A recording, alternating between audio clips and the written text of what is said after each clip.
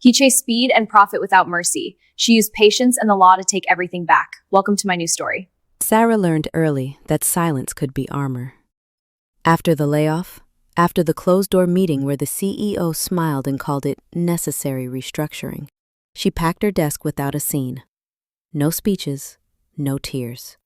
Just a nod and the long walk past people who wouldn't meet her eyes. They thought she was weak for leaving quietly. That was their first mistake. For years, she worked in the shadows of the same industry that had crushed her. Smaller firms, temporary contracts, long nights with cheap coffee and a notebook no one ever saw. She listened more than she spoke. She documented everything. Emails forwarded to private servers, compliance shortcuts, safety reports rewritten, bonuses paid for silence. The CEO, Adrian Holt, liked to talk when he thought no one important was listening. Sarah was. She watched the company grow louder and faster. Disruption, they called it. Corners were cut, warnings ignored. People burned out and replaced like faulty parts. Sarah stayed patient. Pain sharpened her focus. Betrayal taught her timing. The opportunity came during the annual investor summit. One night, one building. One carefully choreographed performance by Holt, meant to reassure the board that everything was under control. Sarah was on the guest list, under a consulting firm that didn't officially exist anymore. Her badge worked. She had made sure of that. At precisely 9:17 p.m., while Holt was mid-sentence, the screens behind him flickered. Not a hack, not chaos, just truth. Internal memos, altered reports, recorded calls. Dates and signatures aligned too perfectly to deny. The room went silent. Holt tried to laugh it off. His voice cracked. Security froze, unsure who to protect. Sarah stood up. She didn't raise her voice. She didn't need to. She stated her name, her role, and the evidence already forwarded to regulators and the board's legal counsel. Then she sat back down, hands steady, breathing slow. By midnight, Holt was escorted out through a side exit he'd never used before. By morning, his resignation was public. Investigations followed, careers unraveled.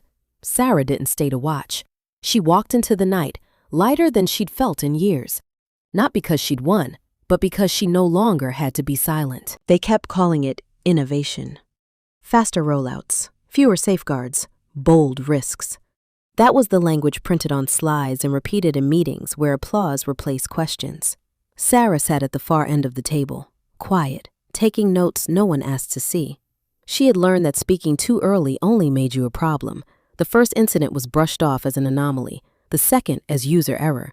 By the third, Sarah knew the truth had a pattern.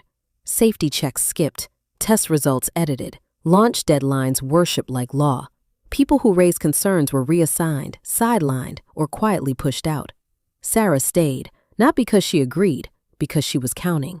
At night, she copied files onto an encrypted drive, compliance reports before and after edits, internal messages with joking emojis attached to serious risks, voice notes recorded when executives forgot conference rooms had thin walls.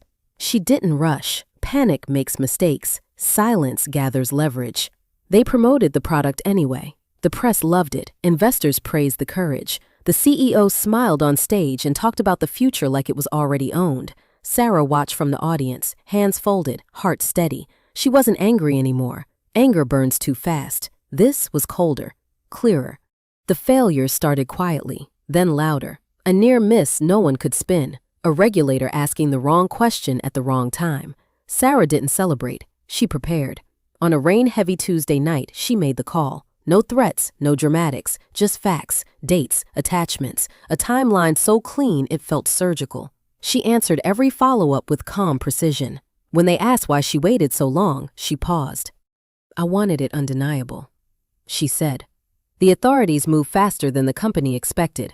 Audits became raids. Executives stopped smiling. The word innovation disappeared from emails, replaced by liability and exposure.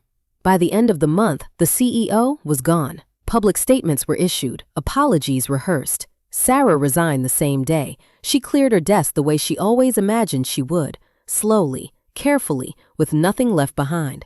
Outside, the rain had stopped. The air felt different, not victorious, just honest. They had called it innovation. She had called it what it was. He loved breaking the rules in front of an audience. Marcus Hale believed regulations were suggestions meant for smaller men. He performed confidence like a trick, smiling through warnings, dismissing engineers with a wave of his hand. The board admired his nerve. Results mattered. Speed mattered. And tonight, during the quarterly showcase, he planned to prove he was untouchable. Lena Ortiz stood behind the glass wall of the control room, badge clipped, expression neutral. To them, she was infrastructure. Necessary. Invisible. The kind of person you forget to thank because things only go wrong when she's gone. She had built the system Marcus was about to gamble with. Every safeguard, every override, including the one switch he never bothered to learn about. Months earlier, she had tried to stop him, sent emails, requested meetings, flagged the risks in language so careful it hurt to write. Marcus replied with jokes, with pressure, with reassignment threats disguised as growth opportunities. Lena stayed, not out of fear, out of precision. The presentation began on schedule. Lights dimmed, applause rose. Marcus stepped forward, promising a live demonstration that would redefine confidence. Lena watched the monitors, heat levels climbing, thresholds blinking yellow. The system whispered its warnings. Only she could hear them. He glanced toward the board, grinning, and pushed past the final protocol. That was her moment. Lena's hand hovered over the console. She felt the weight of every ignored report, every late-night fixing shortcuts she hadn't approved. She took one breath, then flipped the switch. The room fell silent. Screens went dark. Systems powered down cleanly, decisively. No failure, no chaos. Just an undeniable stop. Marcus froze, confusion cracking his performance. Engineers rushed in. Security followed. The board began asking questions he couldn't answer fast enough. Lena stepped out of the control room. She didn't accuse. She didn't raise her voice. She handed over documentation already logged, time-stamped, and mirrored off-site. Compliance failures, override attempts, recorded directives to make it work. The switch had done its job. So had she. By morning, Marcus was suspended pending investigation. By the end of the week, his resignation was announced. The board called it unfortunate. Necessary. Lena cleared her desk quietly.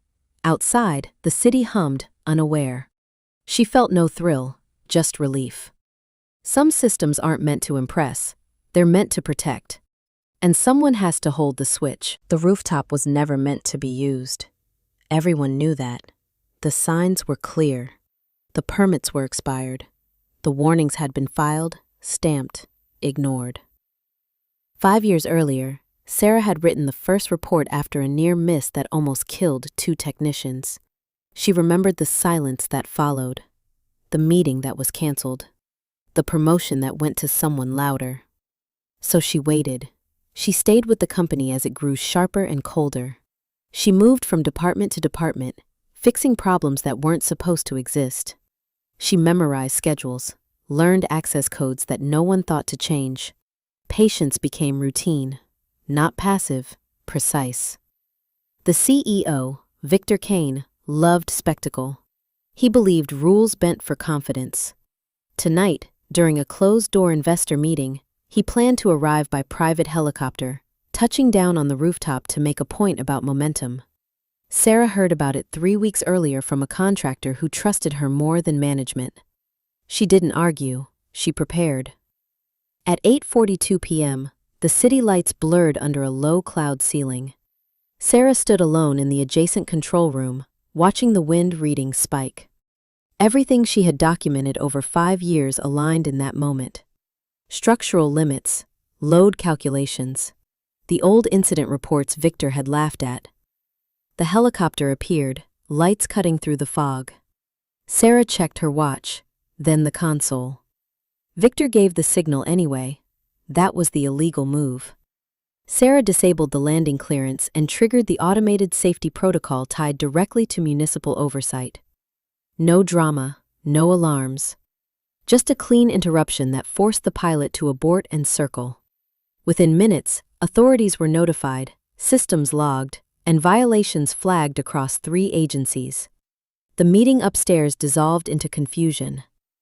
Victor stormed into the control room, anger replacing confidence. Sarah didn't flinch. She handed him a folder he had seen before.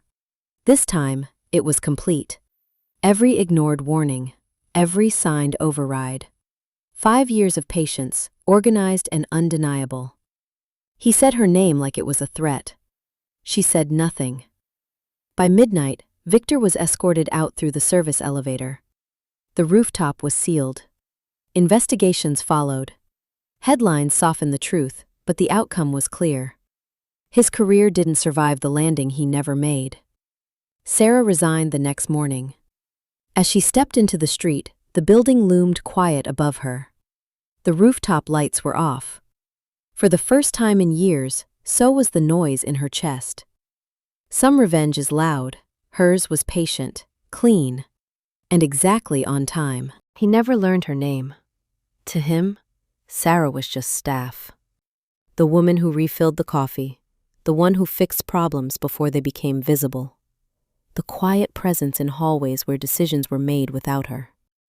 He spoke over her in meetings and around her in private, confident she was part of the furniture. That was the comfort of power. It makes you careless. The first time he crossed the line, Sarah reported it. The complaint vanished. The second time, she documented it. The file was buried. By the third, she understood the system wasn't broken. It was working exactly as designed. So she adapted. She stopped pushing back and started paying attention. She learned how expenses were disguised, how vendors were pressured, how signatures appeared where consent never existed. She listened when he bragged, because men like him always brag, especially when they think no one important is listening. Sarah saved everything. Years passed, promotions happened around her. The executive, Daniel Cross, grew louder, richer, more reckless. He liked risk. He liked feeling untouchable. And he liked reminding staff how replaceable they were. Sarah nodded when spoken to and stayed late when asked. She became invisible by choice. The arrest happened on a Thursday. Daniel was walking into the building, phone pressed to his ear, laughing about a deal that hadn't closed yet. The lobby was full. Investors, assistants, security. When the officers approached, he didn't understand at first. He smiled, asked if this was a mistake. It wasn't. Sarah watched from behind the reception desk as handcuffs clicked into place. No shouting, no spectacle. Just a quiet reading of charges built on evidence too solid to argue with. Fraud, coercion, obstruction. The words echoed off marble walls. Daniel finally looked at her, really looked. Recognition dawned too late. His mouth opened. No sound came out. By the end of the day, the office felt different, quieter, lighter. Emails were sent, statements drafted. Damage control began. Sarah packed her things slowly, deliberately. No one stopped her. Outside, the air was cold and clean. She didn't feel joy, she felt finished. Daniel had thought she was just staff. He never understood that staff sees everything. And sometimes, they're the only ones patient enough to wait until the law catches up. Speed was his religion. Ethan Crow preached it in every meeting, every interview, every closed-door briefing where numbers mattered more than names. Faster launches, shorter tests, reduced margins for acceptable risk. When incidents happened, he called them statistics. When people didn't come home, he called it unfortunate timing. Sarah called it something else. She had joined the company after the first fatal failure, hired to optimize processes. That was the phrase they used when they wanted someone to clean the mess without asking why it existed. She read the reports others skimmed. She noticed how timelines were shaved, how warnings were reworded, how signatures appeared where hesitation once lived. The second death hit closer. A contractor she had spoken to days earlier, a man with a kid starting school. Ethan sent flowers. The board approved bonuses. Sarah stayed quiet. Not out of fear, out of control. She built a parallel record, every override, every internal message celebrating speed while quietly accepting casualties. She learned the regulations better than the people breaking them, learned where the law bent and where it didn't. She waited because the truth needed structure, not rage. Ethan grew bolder, profits climbed, applause followed. He joked about being bulletproof during a shareholder call. Sarah muted the stream and kept working. The reckoning didn't come with sirens or shouting, it came with envelopes. On a Monday morning, regulators arrived with warrants tailored too precisely to be coincidence. Operations halted, servers mirrored, phones seized. Ethan tried to spin it, but the language had changed. This wasn't public relations, this was compliance. Sarah watched from her office as Ethan was escorted out, still arguing, still convinced this was temporary. He never looked at her, he never had. The investigation took months, charges followed, civil suits, criminal counts. The headlines softened the truth, but the outcome didn't. Ethan lost his position, then his license, then his freedom. Sarah resigned quietly after testifying. She didn't attend the sentencing, she didn't need to. The control she took back wasn't about watching someone fall, it was about stopping the machine that let people die for speed and profit. Outside the courthouse, she paused, breathing in air that felt earned. Some people take lives with shortcuts and signatures. She took them back with patience, law, and a refusal to look away.